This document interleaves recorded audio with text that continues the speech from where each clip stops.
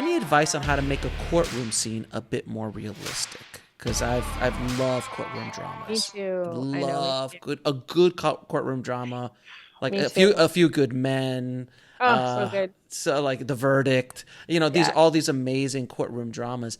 Yes. What can we do to make those a little bit more realistic?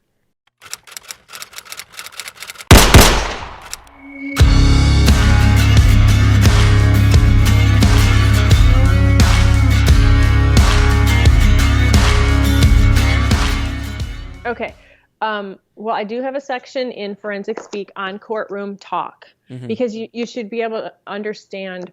Because I know I wasn't even complete when I started diving into this. I knew a lot about death investigation, but I was like, yeah, what does happen in a courtroom? So I started to really talk to judges, talk to attorneys.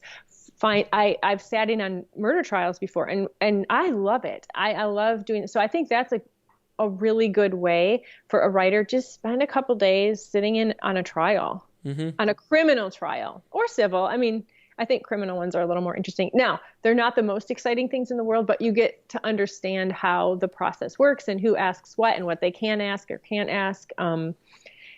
That's probably the best advice I have, is just to experience it. And then if you know people who are criminal trial attorneys or judges or whatever, talk to them. I sat down and talked with the judge and asked, and she was just so gracious, asking me as I asked a bunch of questions about what does this really mean, and why isn't this thing admissible, and how does the process work? Yeah, I mean, you'd be surprised that attorneys and judges, they're not often asked to be interviewed.